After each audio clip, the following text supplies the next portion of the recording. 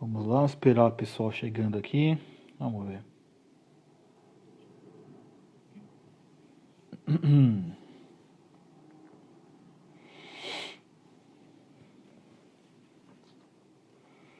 Esperar o pessoal chegar. Eu sei que o Instagram está avisando o pessoal da live. Vamos aguardar. Pessoal, a Gi já entrou. Boa noite, Gi, bem-vinda. Espero que vocês estejam me ouvindo bem. A Márcia também acabou de entrar. Se vocês verem que o áudio não ficar bom, vocês me avisam, por favor.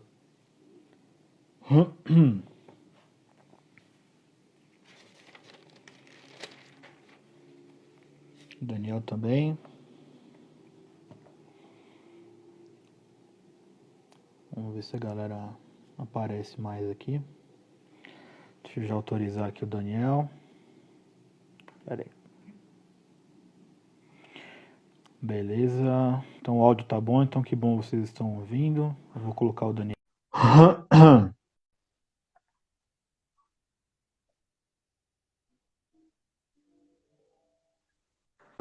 Beleza.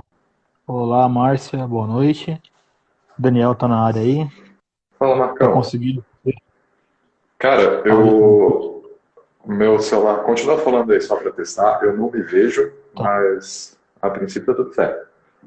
Beleza. É que pra mim você tá travado. Aqui a tela tá travada, mas tô te É, ouvindo. para mim também, cara. Peraí. Tá Estranho tudo isso. bastante gente entrando aí. Boa noite a todos que estão entrando. Ah, se for o Tô colocando no caso, Wi-Fi aqui para ver, cara. a gente fecha a sua janela e depois você solicita de novo. Tranquilo. Vê se deu travado aqui. Vou travar. Tenta. Você vai mudar Eu o vou Wi-Fi, você sair. chama de novo aqui. Beleza. Peraí. Tá bom. Felipe Belinho, deixa eu ver aqui. Vamos ver. Boa noite aí. A gente tá dizendo que tá desfocado. Gabriel Nascimento, boa noite. Beleza, pessoal? Sejam todos bem-vindos aí. Faz tempo que a gente não faz uma live aqui. Antigamente a gente fazia mais uma live no Facebook, né? A Lia Matos dizendo que travou. Travou a minha também? Vocês estão me ouvindo?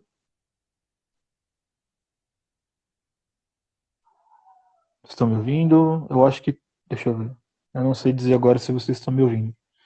Porque para mim tá aparecendo. Vocês podem confirmar para mim, por favor? Deixa eu ver.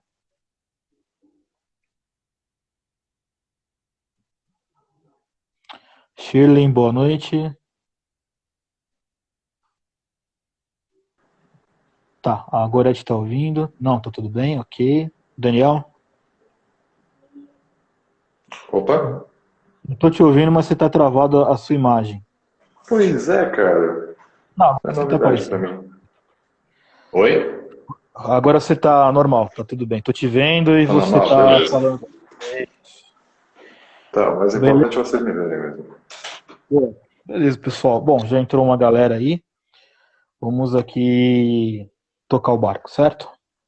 O Daniel tá travando, né? Eu não sei se. O Daniel, acho que o seu áudio aí que não tá legal, cara. Tá indo e voltando, indo e voltando. Toca aí o barco, cara. Eu vou tentar resolver e já volto. Tá. Todos que estão chegando aí. Bom, pessoal, a ideia dessa live aqui é a gente bater um papo, né, sobre a igreja, nesses tempos de pandemia, com o que a igreja tem aprendido, como a igreja está se portando nesse tempo e talvez o que nós, como igreja, estamos aprendendo em relação a esse período de pandemia que todos nós estamos enfrentando, né? Não é uma coisa nova para todos nós. Eu acho que muitos de nós aí fomos desafiados, principalmente na nossa fé. Eu recebi bastante mensagens, né, de pessoas com dilemas, né, de fé, dizendo o seguinte: olha, nós oramos e aparentemente é como se Deus não estivesse nos ouvindo, né? Então, enfim, nós temos alguns pontos a tratar. Obviamente que, se for possível, a gente vai dar o espaço para que você faça suas perguntas. Aliás, você pode ir perguntando se os temas, se a pergunta realmente for pertinente ao tema, né? Nós vamos estar aqui para falar. Eu vou tentar colocar o Daniel de novo aqui, vamos ver se vai dar certo aqui o Daniel. travado? Vamos lá, cara. Não, você tô te ouvindo e Tá me você tá ouvindo? visível aqui. Tá, beleza. Não tô travado agora. Não, não, não. Tá, Beleza? pra mim eu travei, mas beleza. Fechou. Vamos lá, pessoal. Boa noite, então. Nosso amigo, boa noite. É muito prazer, meu nome é Marco Cico, Daniel. Prazer. Na verdade, já meio que conhecido aqui do pessoal querendo andar pelos textos, enfim, né? Daniel, que nome difícil.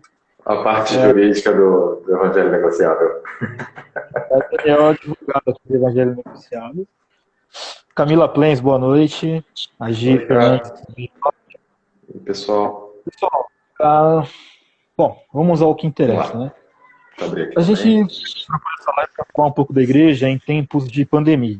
É o que pelo menos a impressão que eu tive nos primeiros dias, é que a igreja de Cristo parece que não estava pronta para lidar com isso, porque foi primeiro começou um mar de profecias, né? Uhum. Infelizmente, É a cara. primeira resposta, né?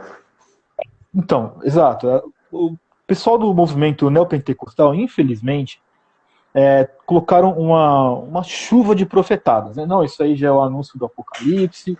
Eu Ah, tive uma visão, fui dormir, eu vi que isso aqui Deus está fazendo o juízo dele, está voltando aquela velha conversa, né? Vamos só dar boa noite pro pessoal que está chegando aqui, ó. A Renata Paz, boa noite. Ellen do Pedro, boa noite. Lia Matos, boa noite.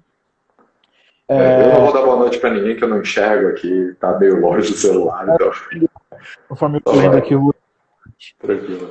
Mas boa noite pra todos aí. eu até fiz alguns vídeos para a gente postar aqui no canal do Evangelho Negociável. O meu amigo Ed Iglesias, boa noite. Para falar um pouco sobre esse desespero que tomou conta da vida de muitos cristãos. E, como eu falei, né, aquele volume exagerado de profetadas, né, de profecias, entre aspas, com o despreparo, de fato, e a falta de maturidade cristã, que é o que eu realmente acredito. Né? Uhum. A Priscila apareceu aqui, boa noite, Priscila. Bom, então nós tentamos, de alguma forma, responder essas pessoas. Eu fiz um vídeo falando sobre a necessidade que eu entendo que um cristão maduro tem que ter. O que nós esperamos de um cristão maduro em tempos de dificuldades? E não tem o que mais me dá assim, tristeza de falar isso, não é porque eu não posso repetir as orientações, mas é que a coisa é muito básica. Quando nós tratamos de cristianismo, de evangelho, o que é o que você pressupõe que um cristão maduro faça? Que ele, primeiramente, ele vai orar. Então, eu me vi falando das coisas mais básicas. Olha, vocês têm que orar e vocês têm que se apegar à palavra. Que é o que qualquer cristão, sei lá, maduro, deveria começar a ter feito. Então, a partir do momento que nós oramos e lemos a palavra, a coisa já fica muito diferente. E aí esse desespero, né? Eu conheço pessoas que realmente que já me procuraram para falar, que por conta do medo do vírus, acabaram desenvolvendo síndrome do pânico, por exemplo. Nossa, E aí, ansiedade a mil. sim, muita ansiedade, Aham. muito medo, enfim.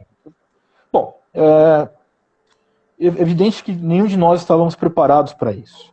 Claro. Só que, ao mesmo tempo, quando nós lemos a palavra de Deus e quando nós temos uma vida de proximidade, pelo menos a palavra de Deus, nós deveríamos, eu não digo que ter todas as respostas, mas nós deveríamos minimamente saber por onde nós devemos caminhar. Vou ler aqui um versículo bíblico para vocês que é muito conhecido de todos nós, que está lá na carta de Paulo aos irmãos da igreja de Roma, né? Romanos, no capítulo 8, versículo 28, que diz o seguinte: sabemos que todas as coisas cooperam para o bem daqueles que amam a Deus, daqueles que são chamados segundo o seu propósito. Bom, a Bíblia ela é muito clara quando ela diz que todas as coisas cooperam para o bem daqueles que amam a Deus. E todas as coisas são todas as coisas. Né? Não são algumas Não dá coisas. espaço para exceções, né? Exato, não tem uma cláusula aqui de exceção. Nós temos aqui que todas as coisas são todas as coisas. Né? Muito bem, se todas as coisas cooperam para o bem daqueles que amam a Deus, o que o coronavírus, o que essa pandemia está colaborando para a Igreja de Cristo? E eu pontuei algumas coisas breves, até porque não pretendo fazer um compêndio muito grande em relação às grandes lições que nós podemos ter, mas são aquelas reflexões que eu gostaria de propor aqui a todos nós. Né? Eu fiz um catado dos e-mails que eu recebi, das mensagens do WhatsApp que fui, né, recebendo ao longo do período. E pasmem vocês, eu separei aqui uma coisa bem interessante. Né? Uma das coisas que acho que a Igreja de Cristo aprendeu nessa pandemia, que era algo importante para a vida de muitas pessoas, é que a igreja não é o local onde as pessoas se reúnem. Houve na época que nós começamos aqui a página, né, em 2013, isso, nós estamos em 2020, faz tempo, nós tínhamos uma treta muito grande com os desigrejados, né? O templo, eles demonizavam o templo, né? O templo é do Satanás, que o Senhor não habita em templos, né, feitos por homens humanos, por mãos humanas, aquela conversa sempre.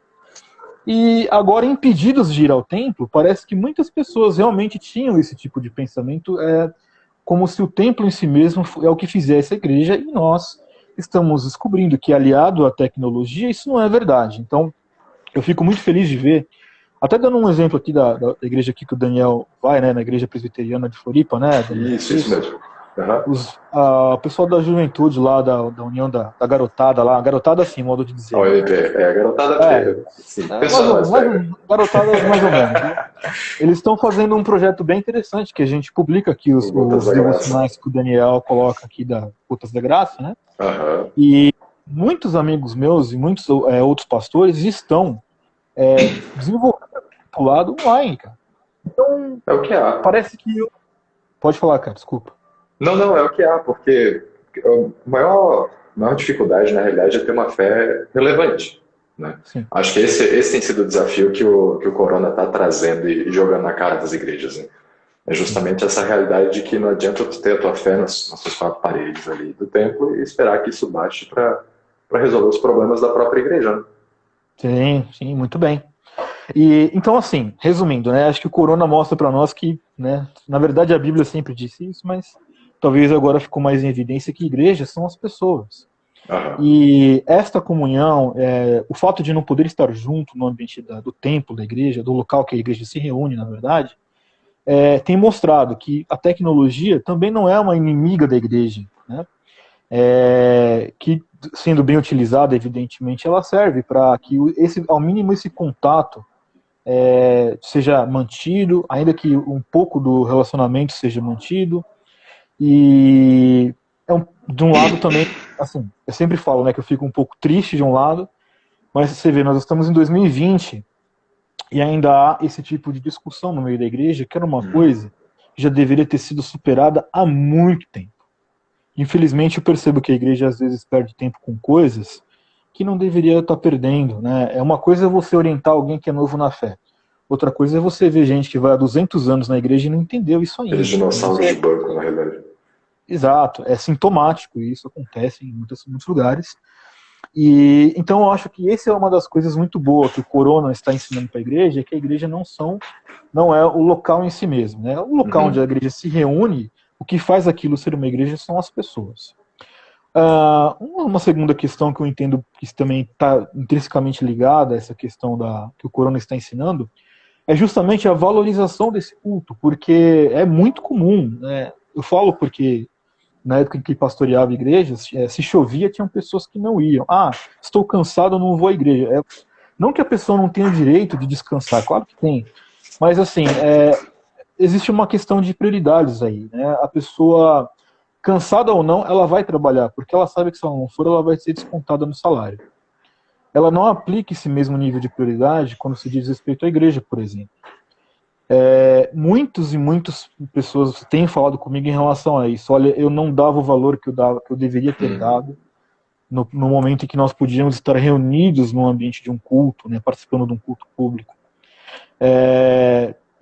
Aquilo que eu sempre digo, né, que é a síntese da antítese, né? Nós só descobrimos o que é bom quando nós vislumbramos o que é ruim. Muitas vezes você pode achar que é penoso, né, você estar na igreja, ou às vezes num culto dominical, alguma coisa, mas o real valor disso você só percebe quando você é proibido de ir. Aí você entende a quanto aquilo era relevante e você começa a talvez mudar, né, um pouco da sua percepção. Uma das coisas que me chamou a atenção nesse tempo aí de coronavírus, né, é que me parece que houve um despertamento para muitos cristãos que entenderam também que o nosso lar, as nossas casas, também são um local de culto.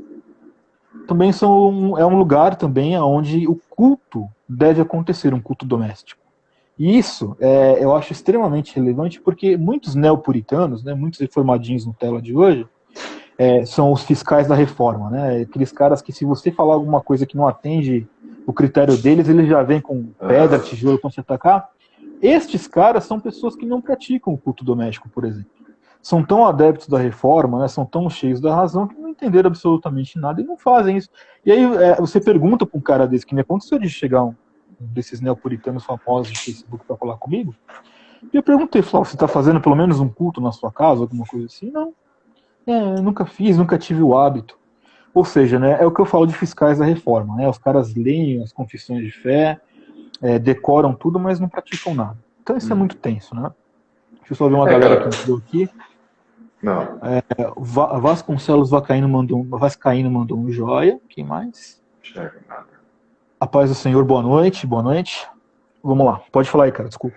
Não, cara, realmente sobre isso eu estava pensando, porque, por exemplo, sabe, que me acompanha, minha realidade mudou drasticamente nos últimos meses, aí, nos últimos dias. Sim. E uma realidade para mim é que, por exemplo, criei o costume de ir com meu irmão, levá-lo na escola dominical e tudo mais. E a partir do momento que as portas fecharam, por obrigação, eu parei e pensei, cara, quem que vai ensinar a criança no caminho que deve andar? E aí caiu a responsabilidade, sabe? E aí caiu o peso nos ombros e... Alô? Ih, Gabriel, acho que deu travado aí no seu áudio aí, cara. Peraí, tá me escutando? Agora eu voltei a ouvir. Tá, eu tô aparecendo? Tá. Porque eu continuo travado pra mim.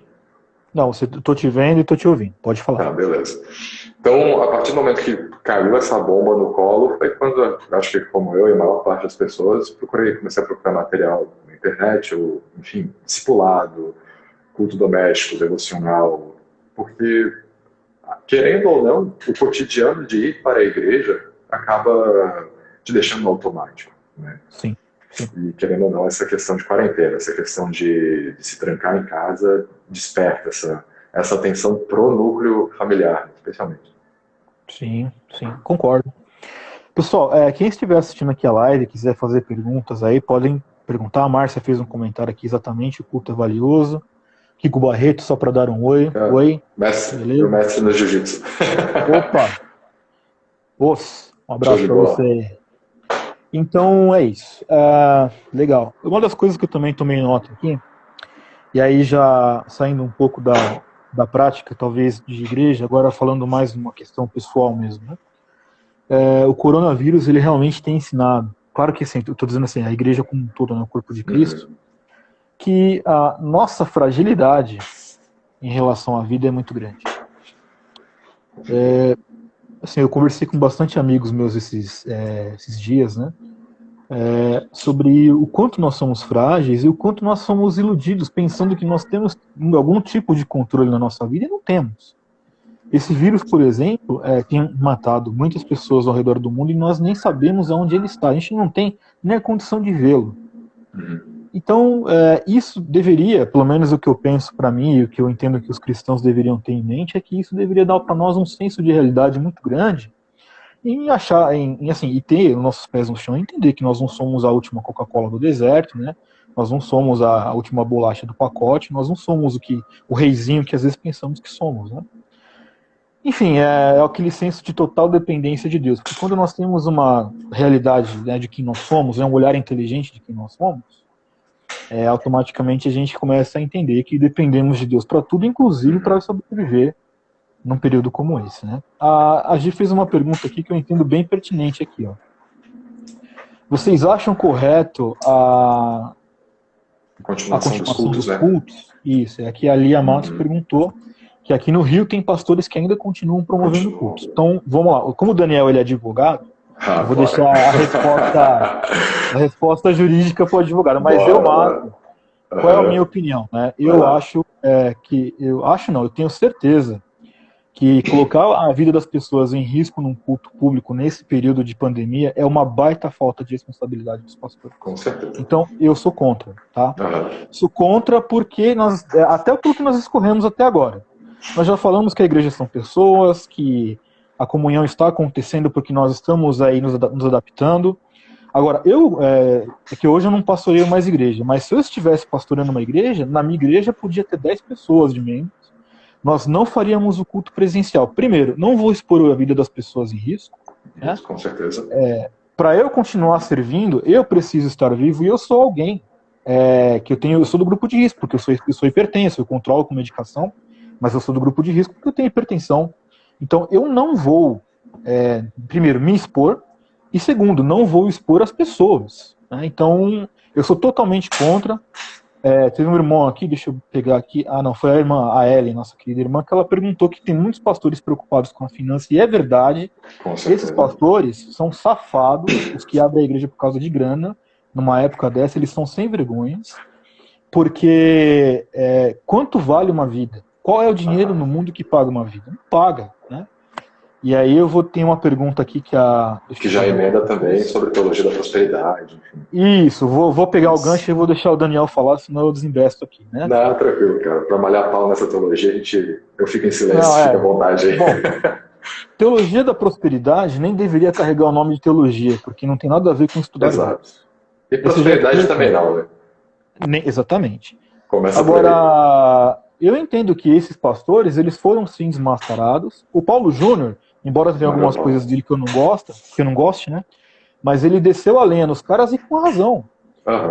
Por exemplo, se esses caras são tão curandeiros assim como eles dizem que são, por que eles não estão nos hospitais lá, impondo a mão nos enfermos e curando as pessoas do corona? Né? Aonde estão eles? Veja se esses falsos profetas estão indo. Não estão. Então, assim, o que me deixa bastante irritado e bastante revoltado é que quando eles propagam nas mídias sociais ou na televisão, ou qualquer que seja o veículo midiático aí, que tem a reunião de cura, qualquer pessoa aqui que já frequentou uma igreja que propaga essas asneiras, o cara vai lá, a título de ser curado, o cara faz aquela proposta, olha, dê uma oferta para essa obra, o cara deixa a grana lá, não sai curado, né? E assim, às vezes muitas pessoas me perguntam, mas eu estive lá e fui curado. Deus, pela misericórdia, cura a vida dessas pessoas, apesar desses canalhas, tá? Mas esse tempo de pandemia agora põe isso em questão. Cadê o Edir Macedo lá nas igrejas, nos hospitais, fazendo oração e curando enfermos? Não só ele, como o R.R. Soares, Estevão Hernandes, Agenor Duque, o Malafaia, todos esses caras. O Malafaia que gosta de dar chilique, por que ele não vai dar chilique no hospital para orar para as pessoas? Ele é cheio de querer gritar, vociferar e dar respostas totalmente desconexas da Bíblia. O tempo que ele está respondendo ao Paulo Júnior, por que ele não vai lá nos hospitais orar? É isso que é a minha pergunta. Né? Então, assim, com certeza, a pandemia coloca em evidência os falsos profetas. Os falsos profetas são esses aí, que dizem que têm o poder de cura, o poder de mudar a vida de uma pessoa, mas que nesse momento eles já eram irrelevantes teologicamente. E hoje eles são irrelevantes socialmente. Eles não prestam para nada. E além de não prestar para nada, estão passando crises financeiras. Por quê? Porque, obviamente, não estão recebendo o dinheiro dessas orações, dessas reuniões e de muitas outras reuniões temáticas financeiras que não estão acontecendo. Né? Enfim, vou deixar o Daniel aqui expor esses pontos aí, a opinião dele. Não, tranquilo. E ainda pior, cara, que essa galera, ainda além de enfrentar essa crise, né, que pega a igreja, enfim, como a gente já conversou, pega a igreja de um jeito surpresa, enfim. Tem essa galera que, além de não fazer o papel deles no dia a dia, piora a situação. Porque, por exemplo, tu encontra pastores honestos hoje que são sustentados pela igreja. E esses pastores enfrentam esses dilemas de como vou sobreviver no próximo mês, já que a minha igreja está fechada. Né? Exatamente. Por exemplo, a minha igreja aqui, o conselho suspendeu todas as atividades, enfim, a igreja presbiteriana. E cara, 80% do público é idoso. Voltou, se as atividades voltarem, essa galera toda está correndo um risco absurdo. Então, sobre isso que tem que ter em mente, acredito que seja tanto prudência quanto bom senso. Ponto de vista jurídico, tu tinha pedido para comentar. Sim. É muito delicado. Deixa eu só fazer um comentário aqui que eu esqueci. Eu mencionei aqui na live, né, o Edir Macedo, né, o RR, o Agenor Duque, o Silas Malafaia, e a Lia Matos lembrou aqui do chapéu de vaqueiro, né? O Valdomiro Boiadeiro. Isso. O Boiadeiro também, é outro pilantra aí que fica chorando nos programas aí pedindo ajuda. Literalmente. Né? Esse é literalmente, cara, que tristeza. Desculpa te cortar. Do ponto de vista jurídico aí é enrolado. É enrolado porque o que acontece, cara? Quando tu trata de culto, quando você trata de reunião de pessoas, especialmente nesse sentido, você está falando de liberdade religiosa. É um direito, uma garantia constitucional. Né? A Constituição garante que o povo, enfim, tem esse direito. A partir do momento que tu bloqueia isso, que tu impede esse direito, sem uma lei prévia, como tem acontecido, tu tem um choque constitucional, tu enfrenta barreiras constitucionais. Né? Então, o que acontece? Eu, particularmente, sou associado à Associação Nacional de Juristas Evangélicos. E, basicamente, meu ponto de vista tem acompanhado o que eles têm publicado e o trabalho que tem feito. Na Juri, essa associação é fundamental, graças a Deus que ela existe, porque faz um trabalho fantástico. Depois até posso encaminhar o link para a gente postar os links dos pareceres, enfim. E por diversas vezes os pareceres eles trazem em consideração que, de fato, o Estado não pode simplesmente cercear o direito de culto, o direito de liberdade, enfim, mas, ao mesmo tempo, e eu acho que é a parte fundamental, que sai, querendo ou não, um pouco do jurídico, se faz um apelo para o bom senso das igrejas. Né? Claro. Para a essência cristã das igrejas. Porque, sim. Beleza, juridicamente falando... Acho que esse é o principal. É o principal. Eu acho que porque, é o bom senso. Assim, tu tem choque de princípios jurídicos, legal, né? É muito bonito falar assim, eu tenho princípio da liberdade face princípio da vida. E é muito estranho uma igreja, né, uma comunidade que se diz cristã, preferir poder se reunir num culto, mesmo que aquelas pessoas que estão ali no dia seguinte podem apresentar sinais do corona e vir a falecer. Tá? Cara, sabe o que eu me vi pensando? Eu já não sei se é muito devaneio, mas eu fiquei pensando o que é que o Senhor Jesus faria. É claro que Jesus, ele tá, né, muito, não sei, mas ele sim tinha o poder de acabar com esse vírus, né? Mas o que é que nós ouviríamos dele em relação a isso? Né? Não vamos manter a igreja aberta, vamos expor a vida das pessoas a um risco, né? E é justamente essa falta de bom senso que a gente vê. E tristemente, aí já não quero levantar aqui uma treta, né? Mas você pode reparar, tristemente a maioria das igrejas que dão chilique com isso são as neopentecostais. Infelizmente. Parece que, eu não sei se a falta da solidez teológica, né? A falta do equilíbrio cristão que a Bíblia tanto nos ensina, acho que não está tão presente aí na vida desses caras, não. Né? E na realidade, quando tu olha para Cristo, tu vê, pode ser um devaneio meu também, mas eu vejo Jesus expulsando multidões. É meio irônico falar isso, mas quando tu vê o episódio, por exemplo, da multiplicação dos peixes e dos pães, tu vê que Jesus alimenta a galera e fala para todo mundo ir embora depois. Sim. Tudo bem, mas deixa eu só ler alguns comentários aqui que foram passando aqui, tá? Só pra gente tomando. Depois eu A Silvana, quando eu tava falando sobre o Paulo Júnior, né, ela falou assim que o Paulo Júnior fala a verdade, não manda recado. Aí, deixa eu ver. A Lia Matos comentou que brincam com a fé alheia, né? Aí a Silvana também comentou que na igreja dela são 80% são idosos.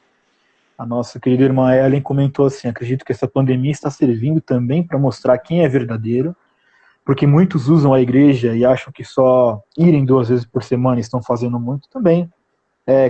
Acho que confronta as motivações das pessoas. Com certeza.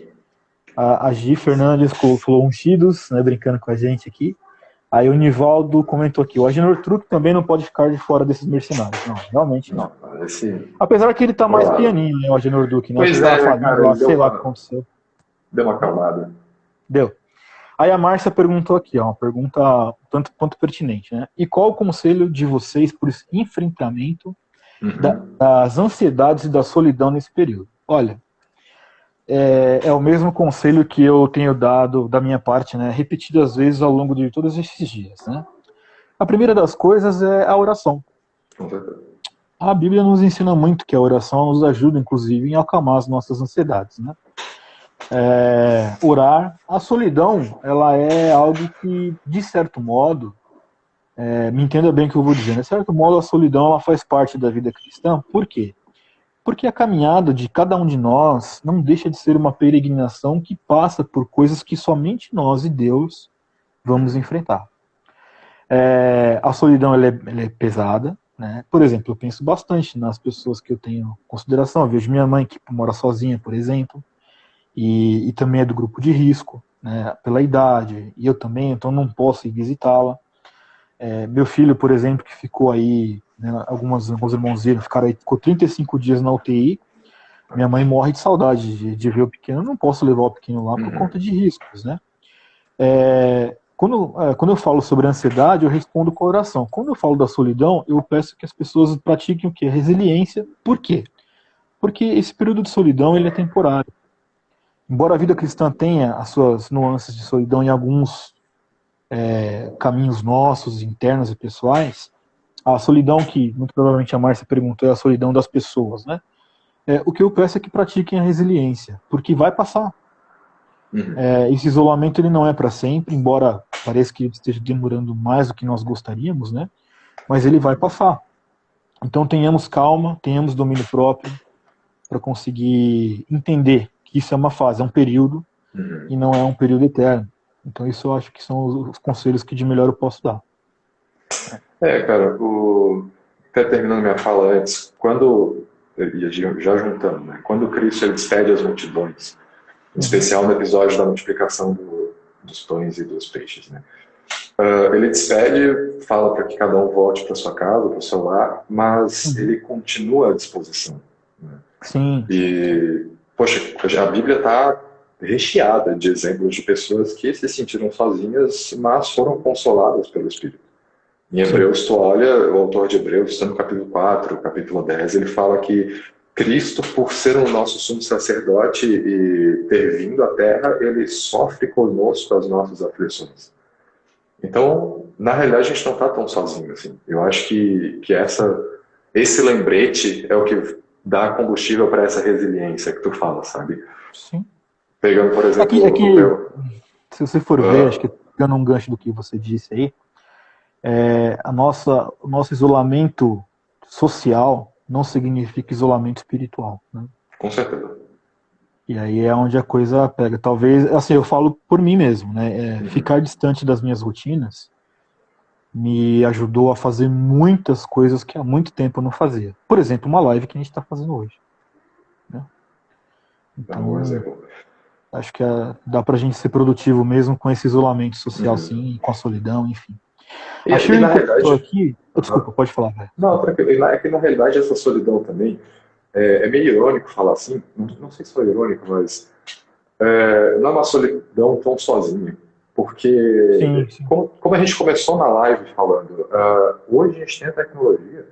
E, por exemplo, eu tô, desde que começou a quarentena, sem poder abraçar minha mãe, enfim, porque meu padrasto é do grupo de risco, e ainda que eu tenha visto a minha mãe, eu não pude ter contato com ela, por exemplo. Sim.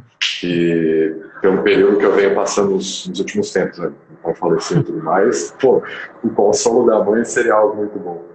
Mas, cara, com a internet, né, com os meios que a gente tem, com as lives sem fim, com cultos ao vivo, cara, grupos de estudo e de oração online mesmo, por mais que a gente não tenha o tato, por mais que a gente não tenha o toque, estar sozinho é uma situação que não é tão frequente assim. É verdade. A gente consegue estar em contato com as pessoas. Não é a mesma coisa, mas é o suficiente, eu acho, pelo menos, para manter a roda girando e a gente conseguir caminhar, na realidade. É isso aí.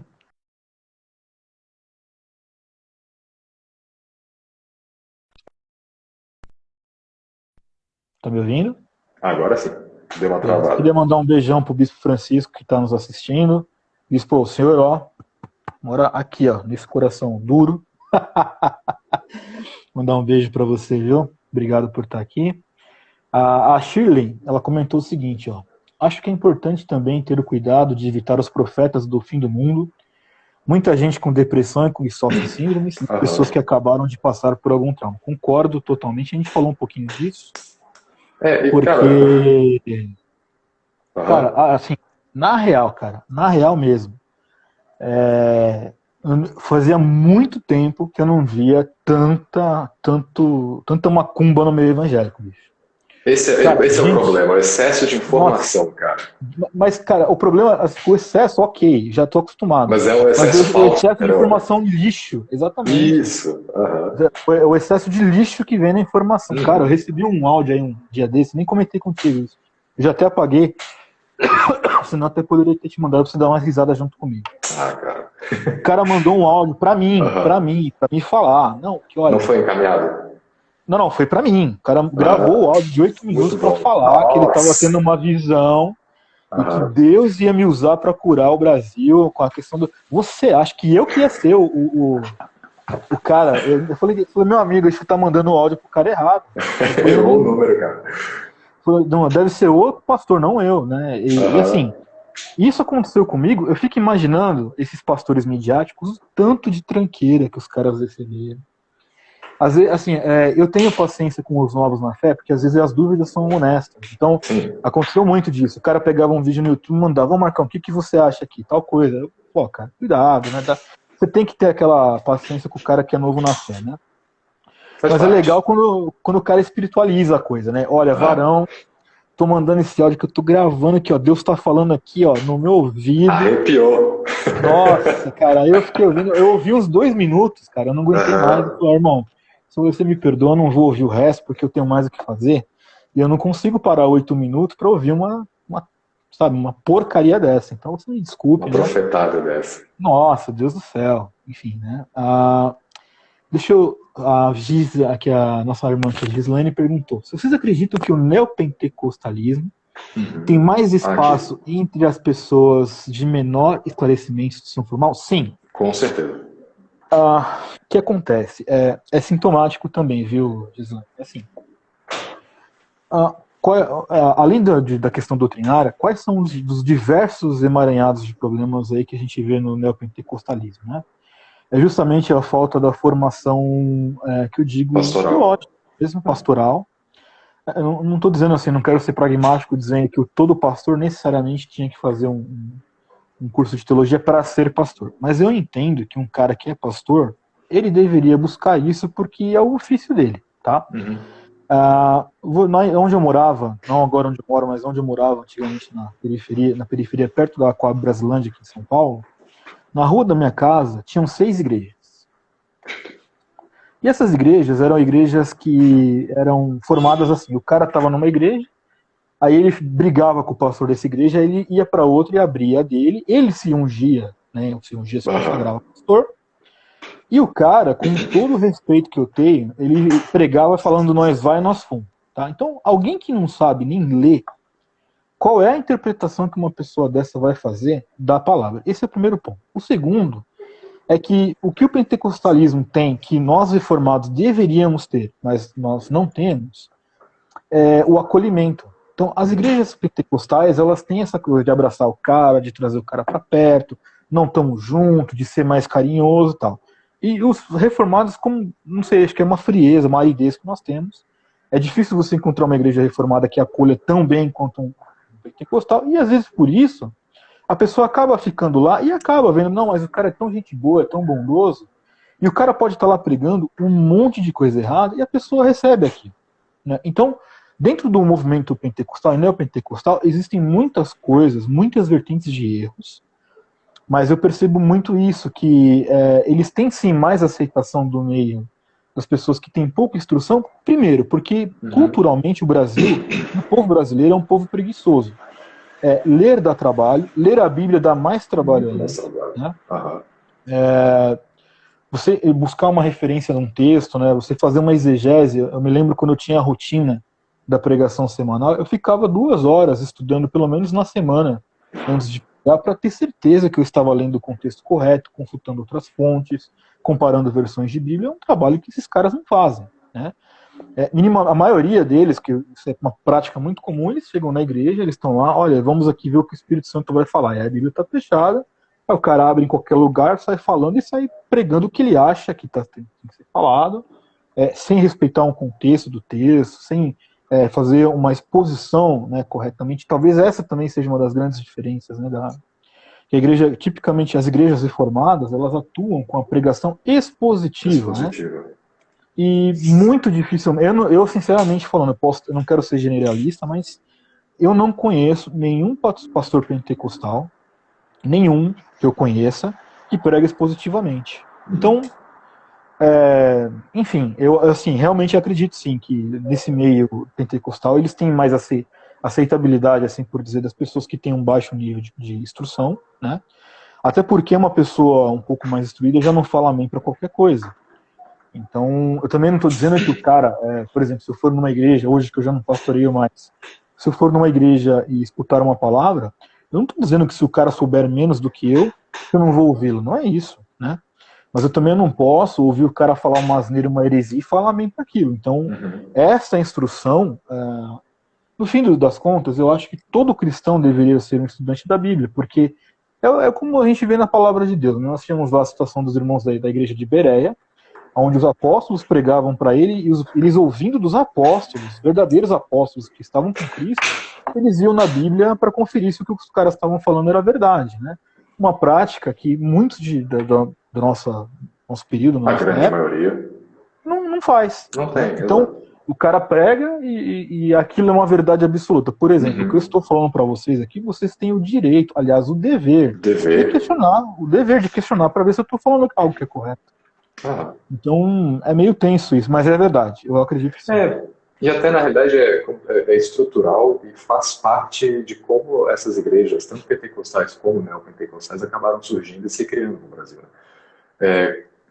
Querendo ou não, quando tu olha para uma igreja reformada, normalmente, dificilmente ela está numa periferia. Dificilmente você vai encontrar uma presbiteriana, batista reformada, sei lá. Numa isso periferia. Eu considero uma falha grande das igrejas reformadas em algum sentido. Também considero. Então, assim, é uma facilidade, justamente por essa característica, é uma facilidade que as igrejas pentecostais e neopentecostais têm de ir nessas regiões e falar a língua do povo, por exemplo. Sim. Entende? Mas, é como tu disse, é dever de todo cristão, na realidade, ter a Bíblia na mão e tá ali conferindo o que é falado, tá ali conferindo o que está sendo pregado, enfim. Então, a baixa instrução não isenta. Uma coisa que eu queria partilhar, até uma experiência minha, né? Que a igreja em que eu pastoreei, a última igreja, nós fechamos por falta de recursos financeiros, né? E nós estávamos na periferia, uma igreja reformada, né, de confissão de fé reformada na periferia. Igrejas reformadas na periferia também não têm tanta aceitação. Isso eu falo porque é uma realidade assim. Existem os dois lados da moeda. Primeiro, a igreja reformada de fato deveria estar mais presente para poder estar junto ali das pessoas naquela realidade, né? E o outro lado é que, justamente por ser uma pregação expositiva e que talvez exija do ouvinte um pouco do raciocínio, e estando dentro daquela realidade, a aceitação... Assim, eu falo porque uma igreja muito perto da nossa, que era pentecostal, era muito mais cheia, e às vezes as pessoas passavam na frente e ouviam eu pregando, paravam para olhar, eu gosto do que você está falando, mas não frequentavam a igreja, né? Enfim, é um tema também que a gente podia fazer umas 20 lives para explorar aí todas as vertentes dessa dura realidade que é, né? Mas... Não, texto tem de sobra no site, né? Tem. Então, recomendo a vocês aí, vão lá no nosso site lá, www.evangelionegociável.com. Vocês vão ver muitos textos sobre isso, muitos. Inclusive aquele meu pentecostal reformado, que deu uma dor de cabeça absurda quando saiu. Lá eu falo um pouco sobre isso. É uma outra realidade. Tem muitas pessoas que estão em igrejas pentecostais e que confessam uma fé reformada. Reformada, exatamente. E estão lá servindo suas igrejas, acreditando que podem contribuir, né? A maioria com grande dificuldade. Muitos saem feridos, muitos conseguem permanecer aí ao grande custo, enfim. Bom, aí nós estamos... deixa eu ver aqui a mensagem da... Lauren. A Lauren é daqui. A Lauren é daí? Oi, Lauren. É daqui. Daniel. Boa noite. Vocês acreditam que até acharem uma vacina para o Covid... Está sumindo aqui o meu. O meu também vai desaparecendo. Mas é sobre isolamento social. Uma vacina para o COVID, as igrejas devem prezar pelo isolamento social até lá, ainda que isso possa durar meses. Olha, sobre isolamento, né? Aí veio aqui o Forpri, é o gato da Priscila Mariano. Tudo bem? Bem-vindo. Obrigado por estar aqui, né? Vamos lá. Marco, eu sinceramente defendo o isolamento parcial. Então, inclusive eu tive uma discussão bem acirrada esses dias aí nos Facebooks da vida, né? Porque assim, acho que primeiro eu preciso deixar claro qual é o meu pensamento sobre quem é o grupo de risco. O grupo de risco não é a pessoa apenas que está doente. Eu consideraria grupo de risco as pessoas que têm contato com as pessoas que estão doentes. Então, por exemplo, no caso que me questionaram, mas a minha mãe ela tá no grupo de risco, eu não posso sair. Realmente, você não pode sair. Está tudo totalmente de acordo. Porque essa pessoa que convive com alguém que está no grupo de risco, ela pode sair, pegar o vírus e levar para casa. Estou de acordo. Né? Transmissão em potencial. Isso. Vamos chutar bem alto que isso seja 30% da população. Tá? Não é. Mas que se fosse. 30% da população. Sinceramente, aí eu que pergunto a vocês que nos assistem, até o Daniel, se pode discordar, não tem problema. Se a gente chutar bem alto que 30% é o grupo de risco, faz sentido manter 70%? Os outros 70% também no isolamento total? Reforçando, né? O grupo de risco, na minha concepção, não é só o doente especificamente. Então o cara tem lá diabetes, tem uma patologia qualquer, que o coloca no grupo de risco. Beleza, mora ele mais 5 pessoas. Essas 5 pessoas, para essa análise que eu estou fazendo, eu também consideraria do grupo de risco, porque elas têm um contato com alguém da sua casa. Com certeza. Essas 5 pessoas eu defendo que fiquem no isolamento total. Beleza? Vamos colocar que esse cenário, então, hipoteticamente, seja que fosse 50% da população. Faz sentido manter 100% da população isolada? Essa é a minha pergunta. Para mim, não faz. Então, eu defenderia esse isolamento parcial, revendo quem é de fato o grupo de risco e as pessoas que têm um contato com o grupo de risco. Andei estudando bastante sobre o Covid, porque muitas pessoas são assintomáticas, tem pessoas que estão carregando o vírus e não sabem e nem vão desenvolver nenhuma característica do vírus, são apenas ali um portador desse vírus. Então, tentando ser o máximo conservador possível, vamos chutar que eu chutasse alto, 50% da população é grupo de risco. Faz sentido que então 100% da população fique parado em casa? Para mim não faz sentido. Eu respeito quem pensa que faz, para mim não faz. A Lígia Matos aqui convertou que não faz. A Silvana Moraes também entende que não faz. Aí agora eu chuto a bola pro Daniel. Daniel pode eu particularmente eu acredito que tratar como 880 não é uma boa ideia, em nenhum caso. Então, por exemplo, o que eu venho observando e acompanhando, por exemplo, o governo estadual aqui em Santa Catarina e o governo municipal, especialmente. E eu concordo com esse tipo de atitude. A gente passou por vários momentos de crise e pico dessa pandemia. Então, eu acredito que esse isolamento prévio, do jeito que foi feito, foi uma das atitudes mais acertadas, na realidade, porque tu tranca todo mundo em casa, ninguém sai, ninguém espalha. Já é um ótimo começo. Só que a partir, com o passar do tempo, o vírus também vai perdendo seu efeito. Enfim, pessoas vão sendo tratadas, vão sendo curadas, vão liberando mais leitos de UTI e tudo mais. Então, com o decorrer do tempo, é natural que haja, na realidade, uma necessidade para que as pessoas saiam de casa. Não só uma necessidade econômica. Poder. Sim. Né? Mas então acredito que seus anticorpos e tudo. Exato. Então, eu acredito sim que, na realidade, é necessário que a gente vá vendo, com o passar do tempo, uma flexibilização desse isolamento total que tem sido feito. Acredito fortemente que grupo de risco tem que ficar trancado em casa, ponto final. Concordo que grupo de risco não é só quem tem doenças, idosos, claro. Mas como tu falou, pessoas que moram juntos. Moram juntos. Exato. Então, trabalho que foque para que essas pessoas possam fazer teletrabalho, enfim, que se busque por essas medidas. Mas acredito que flexibilizar e relaxando com o tempo, esse sentido de isolamento é o mais correto, talvez mais prático. Concordo contigo.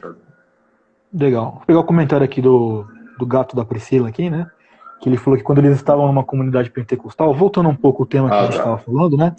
Que ele pregava expositivamente, contudo o povo não queria isso. Foi o que eu falei, da aceitação. O que eles queriam era o poder do espírito e era uma igreja de periferia. Ou seja, corrobora com aquilo que nós falamos um pouco aqui, né? Bom, a Jaque falando. A Jaque falando que você vai querer isolar geral, né? Aí, uma das coisas que eu também queria comentar sobre a igreja nesse tempo de pandemia aproveitando o gancho do que o Daniel falou, né, do 880. É muito triste, por exemplo, é óbvio que eu não vou aqui fazer um palanque político em defesa do presidente Bolsonaro nem nada, mas assim, sendo bem franco para dizer a vocês, eu entendo alguns posicionamentos dele. Ele faz da pior forma. Ele não é um cara que ele não é alguém. Às vezes eu me identifico um pouco com ele, porque às vezes eu, para falar, eu sou muito grosso, e eu acho que ele é um cara grosso, é militar, não tem jeito.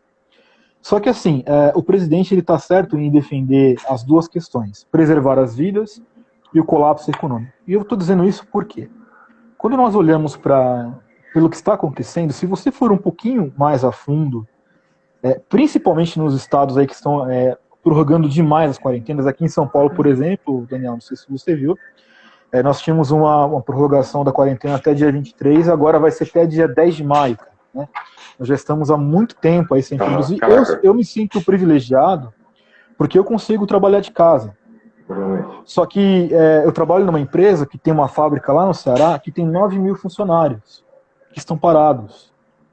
E que muito, muito difícil vai ser não ter um tipo de corte. Por quê? Porque não produz, não vende, é muito óbvio isso. Quando você lê um pouquinho sobre, principalmente os desmandos aí, que eu não concordo dos governadores, você vê que não é necessariamente uma preocupação com as vidas, é uma preocupação com o colapso do sistema de saúde. Sim. Então, resumindo, né, eles estão preocupados em não conseguir atender todo mundo por causa de uma ineficiência do próprio Estado. É o Estado que não estava preparado para isso. E aí, quando eu olho por esse caminho, eu vejo assim, olha, nós podemos colapsar o nosso sistema de saúde, então o governo tira de si a responsabilidade e coloca sobre nós, dizendo, fique em casa para você não precisar usar aqui o nosso SUS, por exemplo. E aí é onde eu não concordo, e não concordo, por quê? Porque eu sou contador, sei muito bem o quanto de impostos nós pagamos, tá? Nós como cidadãos, se nós fôssemos um pouquinho mais conscientes, nós deveríamos exigir desses caras que eles se virassem. Por quê? Porque não é pouco que se arrecada. Já me perguntaram, eu já tive em simpósios de área tributária, porque eu sou contador e trabalho com área tributária, se eu acho que o Brasil precisa de uma reforma tributária. Eu acho que não. Eu acho que o Brasil precisa de uma reforma administrativa, porque o tanto de impostos que são arrecados, a nossa carga tributária, eu costumo dizer que ela não é alta, ela é perversa. Ela sobrecarrega empresas, ela nos sobrecarrega. Se você colocar na ponta do lápis, nós trabalhamos em média 4 meses do nosso ano para pagar impostos que estão embutidos em tudo aquilo que nós compramos. Então, esse nível de carga tributária é um nível que nem os Estados Unidos têm e que oferece um sistema de escolar muito melhor, oferece uma saúde muito mais adequada. Eu acho que, por essas e outras, que eu acho que o isolamento, além da questão de preservar vidas, vendo pelo lado que eu comentei de preservar as vidas, eu acho que os governantes deveriam ter vergonha na cara de fazer o que estão fazendo, né? Tristemente, o STF, a qual é uma instituição que eu respeito, a gente não tem como discutir contra eles, mas tristemente deu uma carta branca a todos os governadores a prolongarem esses períodos de quarentena da forma que bem entenderem, né? Aí os governadores tomam atitudes precipitadas, colocam isolamentos exorbitantes e aí transferem para o governo federal a responsabilidade da arrecadação financeira, a qual eles mesmos estão impedindo de um lado. Eu lamento, mas eu acho que o pico da pandemia ainda não sei em que momento que nós vamos viver e que vai passar. Mas realmente hoje eu tenho mais, a cada dia que passa e vendo essas coisas, eu tenho mais convicção que o colapso financeiro vai ser o grande problema do nosso país. Os números do CAGED, para quem não conhece, é só você procurar. Isso tudo tem na internet, vocês podem procurar, que são números transparentes. Os dados do CAGED já apontam mais de 2 milhões de demissões, né? E nós estamos indo aí de praticamente 16 anos de roubalheira do PT e governos aí que são de predominância da esquerda. Esse ano aqui nós estávamos começando a ganhar um fôlego na questão econômica, e aí veio esse vírus, né? E nós temos um Congresso que joga contra o Brasil, sim, não adianta dizer que não, né? Rodrigo Maia, né, Davi Alcolumbre, não estão preocupados com o Brasil, e não conseguem entender, né, o quanto que o nosso povo é penalizado. É por isso que, embora eu não queira aqui fazer um palanque eleitoral, eu sempre, quando eu posso, converso com os meus amigos, quando me perguntam, né, nunca usei aqui o canal do Evangelho Negociável, e nunca vou fazer, né, já deixei isso claro, para fazer campanha eleitoral para ninguém, mas quando você olha isso, dá uma revolta muito grande, porque esses caras estão lá sendo alimentados com nosso dinheiro, eles não estão sendo afetados financeiramente, e parece que é uma gentileza que eles estão fazendo em cuidar das nossas vidas em todos os sentidos. Não é uma gentileza, é uma obrigação. Infelizmente, nós como povo, nós como população, nós somos frouxos, porque nós continuamos colocando esses corruptos no poder, e aí quando aparece um presidente que não é um presidente perfeito, evidentemente, mas que pelo menos ele é honesto, ele sofre isso que ele sofre. Você olha às vezes eu vejo uma live do Bolsonaro, ele está literalmente desgastado emocionalmente. Para que isso? Então é muito tenso você viver com essa realidade, e assim, o que eu tenho falado com os meus amigos é isso. Nós precisamos orar. Se tem algo que eu espero muito que essa pandemia faça, é que nós, como cristãos, deixemos as nossas diferenças doutrinárias um pouco de lado nesse momento, para orar, para que esse país aqui seja salvo da mão desses safados, desses pilantras, que é o que eu tenho feito, e é o que eu espero que todos nós possamos fazer. Na realidade, quando tu... É justamente isso. Quando tu olha tanto para a história da igreja, enfim, aí fazendo um jabá do meu livro, como tu tinha falado antes, quando tu olha para o envolvimento da religião com o Estado, tu vê que, na realidade, nas escrituras, desde o antigo Israel, e especialmente na igreja, depois na história da igreja, enfim, tu vê que a função da igreja, na realidade, servir de profeta para dar de dedo no Estado. Sim. Então, toda vez que o Estado, seu governante, está fazendo algo que não deve, seja exagerando na carga tributária, usando dinheiro de forma devida, enfim, qualquer ilícito, qualquer erro, é dever da igreja se manifestar contra aquilo. Sim. E é dever imposto pelo Criador, entende? Não é qualquer coisinha que a gente acordei num dia, acho que eu vou falar mal do presidente. Não é falar mal do presidente, enfim, mas é se levantar contra essas atitudes. E não basta só orarmos, na verdade. Orar é o essencial, é o fundamental, é o básico. Só que o problema é que muitas vezes a própria igreja tem falhado nesse sentido, mas é orar e se levantar e agir contra essas atitudes. Seja por direito de resistência, enfim. O pessoal, não sei se todos vocês sabem, o Daniel escreveu um livro muito bom, que eu tive a honra, né, de escrever uma apresentação desse livro, que aborda um pouco esse tema, aborda um pouco sobre isso. E assim, é exatamente o que você falou, né? O papel da igreja era se manifestar contra essas coisas. O problema é que a igreja, ela se corrompeu de tal forma, e assim, aquelas que não se corromperam, né, se omitiram. Isso é que me dá a maior... Porque assim, com todo o respeito que tem, eu não sei se aqui tem pessoas da igreja católica assistindo, mas muitos esquerdistas infiltrados na igreja católica fecharam os olhos para essa corrupção e deram as mãos aí para o governo petista, que é um governo necessariamente de esquerda. Essas igrejas, obviamente, que elas não apoiam um governo de direita, só que as igrejas que não concordam obviamente que não tem como concordar com a doutrina marxista, se omitiram. Então, olha, o que eu fico mais triste é que, assim, isso eu estou falando aqui numa live entre amigos, entre as pessoas que nos acompanham aqui, mas eu fico pensando nas pessoas que têm acesso a mais pessoas, por que se omitem? Por que não falam?